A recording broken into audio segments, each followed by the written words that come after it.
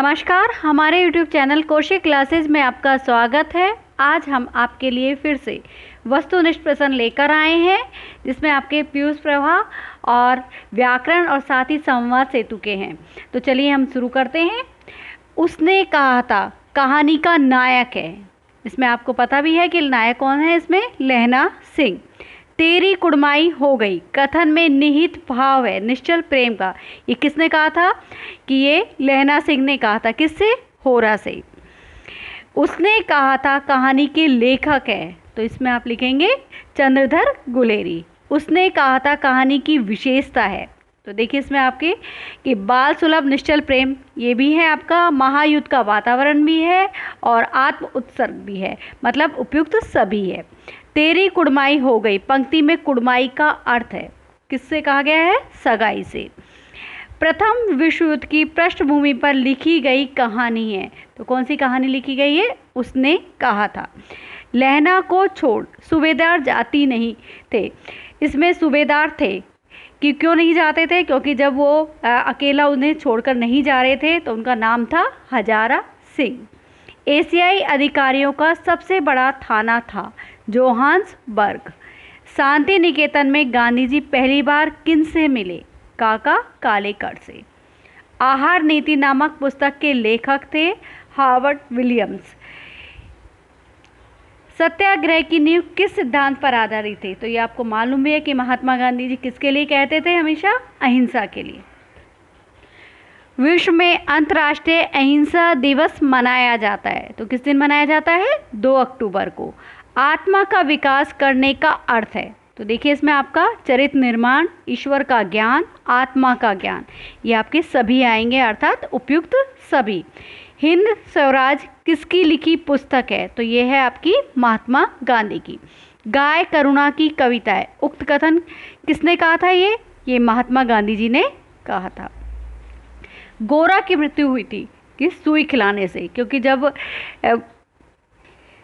ग्वाले के द्वारा गाय को सुई खिलाई दी जाती है और वो सुई उसके हृदय पे चली जाती है, तब उसकी मृत्यु हो जाती है।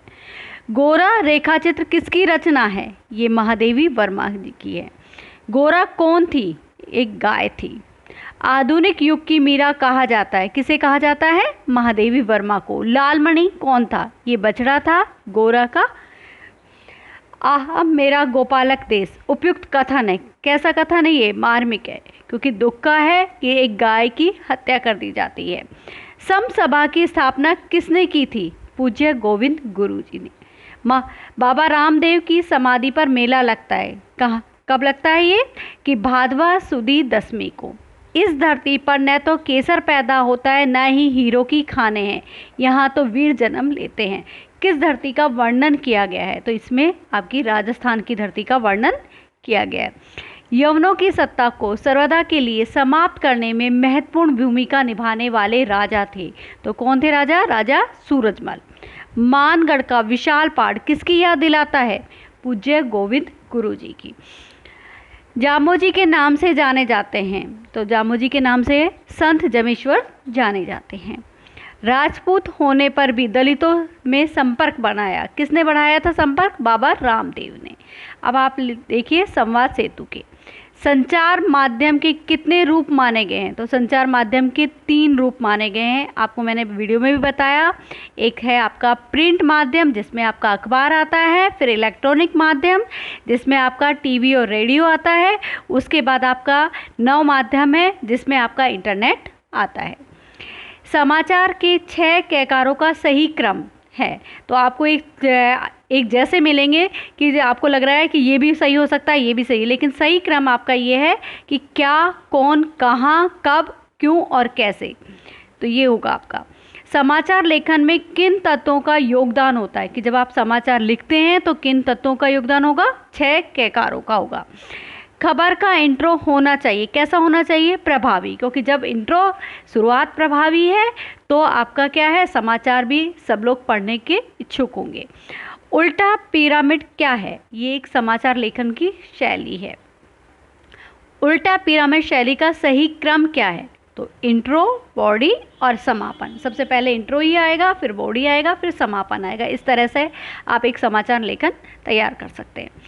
समाचार पत्र के मुख्य पृष्ठ पर छपी खबरें क्या कहलाती हैं? तो ये आपकी कहलाती है कवर स्टोरी। हार्ड न्यूज की श्रेणी में आते हैं, कौन कौन से आते हैं? देखो, हार्ड न्यूज में रोजाना के घटनाक्रम भी आते हैं, अपराध से जुड़ी खबरें भी आती हैं और दुर्घटनाओं के समाचार आते हैं, अर्थात उपयुक्त सभी आएंगे आपके।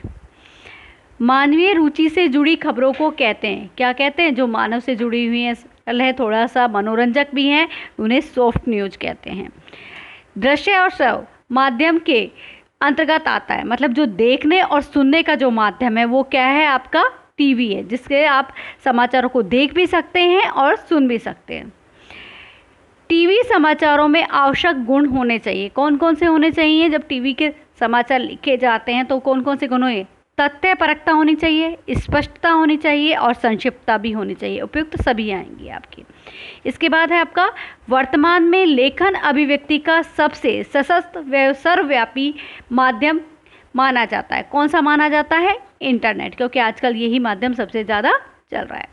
भारत की पहली साइट कहा जाता है, किसे कहा जाता है? rediff.com। किसी घटना या सूचना की जानकारी फ़ोन से देना क्या कहलाता है? फ़ोन इन। शब्दों का चित्रांकन अर्थात शब्द चित्र कहलाते हैं, तो क्या कहलाते हैं? फीचर। फीचर का उद्देश्य होता है, क्या होता है? फीचर का उद्देश्य मनोरंजन करना भी होता है, सूचना देना भी होता है और जानकारी को जन उपयोगी बनाना होता है। तो ये आपके सारे आएंगे उपयुक्त सभी। जिनका संबंध सीधे समाचारों से होता है वह कहलाते हैं, क्या कहलाते हैं? समाचार फीचर।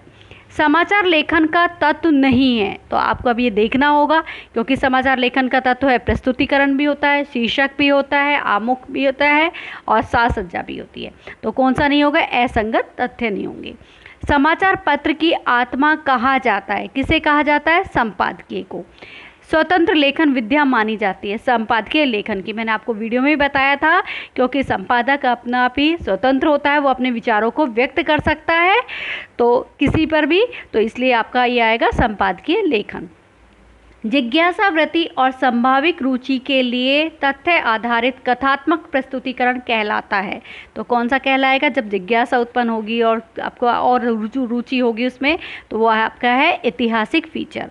तस्वीरों का प्रयोग कर संक्षिप्तता के साथ संपूर्ण कहानी वर्णित की जाती है, कि मतलब तस्वीर दिखा के, फोटो दिखाकर आपसे कहा जाता है इस पर कहानी लिखिए, तो आपका क्या कहलाएगा? वो फोटो फीचर। मानव की जिज्ञासा वृत्ति को शांत करता है, क्या करता है? साक्षात्कार, कि आमने सामने बैठकर बातचीत करना और वो जिज्ञासा वृत्ति को शांत करता है। साक्षात्कार कितने प्रकार के होते हैं? 2 प्रकार के होते हैं, वो मैं आपको बता चुकी हूँ। एक तो प्रतियोगी परीक्षा का, दूसरा आपने किसी में उपलब्धि प्राप्त की है तो वो प्रिंट माध्यम और आपके इलेक्ट्रॉनिक माध्यम में के लिए प्रकाशित और प्रसारित करने वाले। एक रचनाकार के जीवन क्रम विचारों को समझने का माध्यम क्या है? साक्षात्कार। साक्षात्कार को विश्वसनीयता का आधार माना जाता है, तो इसमें आपका है 2 है, प्रिंट मीडिया और इलेक्ट्रॉनिक मीडिया, दोनों ही आएंगे आपके, तो इसमें आपका से आएगा क और ख दोनों। साक्षात्कार को अंग्रेजी शब्दार्थ के रूप में कहा जाता है, क्या कहा जाता है? इंटरव्यू। साक्षात्कार का प्रमुख आधार क्या है? कि क्या है प्रमुख आधार? संवाद है, कि भाई आमने सामने बैठकर आप बातचीत कर रहे हैं, तो वो आपका क्या कहलाएगा? संवाद। किसी कार्यक्रम, उपलब्धि या खोज की तह तक जानकारी प्राप्त करने की पत्रकारिता को कहा जाता है, तो क्या कहा जाता है? विज्ञान पत्रकारिता, कि आप किसी पे खोज कर रहे हैं या आप कोई उपलब्धि प्राप्त की है तो उसकी तह तक आपको जाना है, तो वो आपका क्या कहलाएगा? विज्ञान पत्रकारिता। खेल पत्रकारिता में आवश्यक है, तो क्या होना चाहिए खेल पत्रकारिता में? तो व्यापक अनुभव भी होना चाहिए, खेलों के संबंध में ज्ञान भी होना चाहिए और नियम बदलाव की जानकारी भी होनी चाहिए, तो आपका क्या आएगा? उपरोक्त सभी आएगा। हिंदी की प्रथम फिल्म पत्रिका के संपादक हैं, तो कौन से? पहली जो फिल्म पत्रिका निकली थी वो थे लेखराम, संपादक है उनके। औद्योगिकरण के साथ जुड़ी है, क्या जुड़ी है? वाणिज्य पत्रकारिता, क्योंकि उद्योग से संबंधित है तो वाणिज्य ही आएगी। देश में पहली आर्थिक संदर्भों की पत्रिका का नाम क्या है? तो इसमें आपका है कैपिटल। वाणिज्यिक पत्रकारिता के लिए विशेष ज्ञान आवश्यक है, किसका ज्ञान आवश्यक है? अर्थशास्त्र का, क्योंकि आपका इकोनॉमिक्स से संबंधित ज्ञान आपको जरूर होना चाहिए, तभी आप पत्रकारिता कर सकते हैं। रिपोर्टाज भाषा का शब्द है। तो यहाँ पर किस भाषा का शब्द है ये? फ्रांसीसी। रिपोर्ट का संशोधित रूप क्या है? रिपोर्टाज है। हिंदी में रिपोर्टाज के लेखन का प्रथम श्रेय किसे दिया जाता है? शिवदान सिंह चौहान को। रिपोर्टाज विद्या है, कैसी विद्या है? ये साहित्यिक है, क्योंकि आपको पहले भी बताया था कि रिपोर्ट तो आपका जो आपने देखा है, सुना है, उसे आप यथावत लिखते हैं, लेकिन इसमें आप रिपोर्टाज में क्या करते हैं? आप अपने अनुभव डालते हैं, कलात्मकता डालते हैं, साहित्य डालते हैं, तो वो आपका रिपोर्टाज से होता है। प्रतिदिन की घटनाओं का प्रभावी ढंग से लेखन कहलाता है, क्या कहलाता है? डायरी। पूर्व में हुई घटनाओं की मूल्यवान जानकारी देते हैं, कौन देते हैं? संदर्भ ग्रंथ। अब देखिए आपके व्याकरण के, वह साधन जिसके माध्यम से मनुष्य अपने हृदय के भावों में मस्तिष्क के विचार दूसरे मनुष्य के समक्ष प्रकट करता है, तो वो क्या कहलाती है? भाषा के आदान प्रदान करना, अपने विचारों का आदान प्रदान करना, एक दूसरे से बातचीत करना, वो किसके द्वारा होती है? भाषा के द्वारा। लिपि के माध्यम से व्यक्त विचार भाषा के रूप में आएंगे, कौन से आते हैं? लिखित, क्योंकि इसमें आपको चिन्ह आदि लगाने होते हैं, तो वो आपके लिखित में आते हैं। बोली को एक अन्य नाम से जाना जाता है, किस नाम से जाना जाता है? उपभाषा के नाम से। भाषा का सीमित और अविकसित तथा आम बोलचाल आता है, तो किस में आता है आम बोलचाल वाला रूप? बोली के अंदर। पूर्वी हिंदी के अंतर्गत नहीं आती हैं, तो देखो अवधी भी आती है, भगेली भी आती है और छत्तीसगढ़ी भी आती है, बुंदेली नहीं आती है। मैथिली बोली है, तो इसमें कौन सी आएगी मैथिली बोली? बिहारी है। वाक्य विचार प्रमुखतः किसका अंग माना जाता है? ये वाक्य विचार आपके व्याकरण का अंग माना जाता है, जिसमें क्योंकि आपके वर्ण और ये सारे आते हैं शब्द आदि। हिंदी भाषा किस लिपि में लिखी जाती है? देवनागरी लिपि में लिखी जाती है। किसी भाषा को लिखने का ढंग कहलाता है? लिपि कहलाता है, क्योंकि आपको चिन्ह कहाँ पर लगाना है, किस तरह से आपको लिखना है, कहाँ पर आपको रुकना है, तो वो किसके अंदर हमको समझ में आता है? हमें लिपि के अंदर। देवनागरी लिपि की उत्पत्ति हुई थी ब्राह्मी।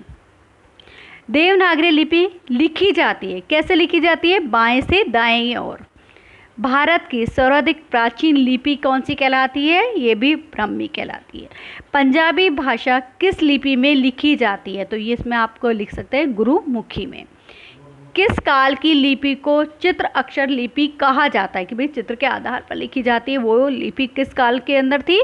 सिंधु काल के अंदर। हिंदी कौन सी बोली का विकसित रूप है? ये खड़ी बोली का रूप है। काव्य की शोभा बढ़ाने वाले तत्वों को कहा जाता है अलंकार। ये मैं आपको वीडियो में करा चुकी हूँ, क्योंकि आपको भी बताया था कि जिसमें कि काव्य के शब्द तथा आधार पर काव्य की जो शोभा बढ़ाते हैं उसे क्या कहलाते हैं? आप अलंकार कहते हैं। जहाँ एक या अनेक वर्ण कि दो या दो से अधिक बार वृद्धि होती है, वहाँ अलंकार कौन सा आता है? अनुप्रास अलंकार। कि जहाँ पर आपको व्यंजन वर्ण मिलेंगे तो वहाँ पे आप क्या लिखेंगे? अनुप्रास अलंकार। जहाँ एक ही शब्द की पुनरावृत्ति और अर्थ भिन्न हो, वहाँ अलंकार होता है आपका यमक अलंकार। कि आपको ऐसे शब्द या शब्दांश जो बार में आए और उनका अर्थ कैसा हो? परिवर्तित हो जाता है, तो वो आपका क्या कहलाता है? यमक अलंकार कहलाता है। समान गुण धर्म के कारण ये तुलना होती है, वहाँ अलंकार क्या कहलाता है? आपका उपमा अलंकार। की आपके दो विभिन्न पदार्थ दिए गए हैं और उनमें आपसी तुलना की गई है, तो वो आपका क्या इसके अंदर आता है? उपमा अलंकार के अंदर। तरनी तनुजा तट तमाल तरुवर बहुछाये में अलंकार है। अब आप देखिए इसमें तय की आवर्ती हो रही है, तो हमारा क्या आएगा? अनुप्रास अलंकार आएगा। माला फेरत युग गया फिरा न मन का फेर कर कर मन का छाड़ी दे मन का फेर। इसमें अलंकार कौन सा आ रहा है? आपका यमक अलंकार आ रहा है, क्योंकि माला और माला का दे रखा है, तो एक माला के लिए कहा है, एक मन के फेर के लिए कहा है, एक मोतियों के लिए कहा गया है। तो इसमें आपके कई दे रखे हैं, तो ये यमक अलंकार आएगा। रहीमर पानी राख ये बिन पानी सब सून पानी गए न उबरे मोती मानुस चून। इसमें अलंकार आपका कि श्लेष अलंकार है, क्योंकि पानी का दिया है, उसमें दो अर्थ दिए गए हैं। रहीमन जो गति दीप की कुल कपूत गति सोए बड़े उजियारो करे बड़े अंधेरो होए। पंक्ति में अलंकार, इसमें भी आपका श्लेष अलंकार आएगा, क्योंकि बड़े और के लिए दिया गया है और कपूत की गति को बताया गया है कि किस तरह से यदि सही होता है तो उजाला कर देता है और यदि बेकार निकल जाता है तो घर में अंधेरा फैला देता, तो उसी के लिए दिया गया। अब इसमें आपका देखिए टेंडर शब्द का हिंदी अर्थ है निविदा। इंटरव्यू शब्द का हिंदी अर्थ है साक्षात्कार। केस शब्द का हिंदी अर्थ है प्रकरण या मामला। लेआउट शब्द का हिंदी अर्थ है पट्टा। क्रेडिट शब्द का हिंदी अर्थ है उधार या साख। क्वालिटी शब्द का हिंदी अर्थ है विशेषता। रिफ्यूजी शब्द का हिंदी अर्थ होगा शरणार्थी। थीसिस शब्द का हिंदी अर्थ क्या होगा? शोध प्रबंध। अडोप्ट शब्द का हिंदी अर्थ क्या होता है? अपनाना। और प्रोजेक्ट शब्द का हिंदी अर्थ क्या होगा? परियोजना। और सेंसस शब्द का हिंदी अर्थ होगा जनगणना। गजट शब्द का हिंदी अर्थ क्या होता है? राजपत्र। तो ये थे आपके वस्तुनिष्ठ प्रश्न। आप आशा करती हूँ कि आपको अच्छे लगे होंगे और साथ ही समझ में भी आ गए होंगे। तो आपको ये वीडियो कैसी लगी? यदि अच्छी लगी है तो इसे लाइक करें, शेयर करें और चैनल को सब्सक्राइब करें। धन्यवाद।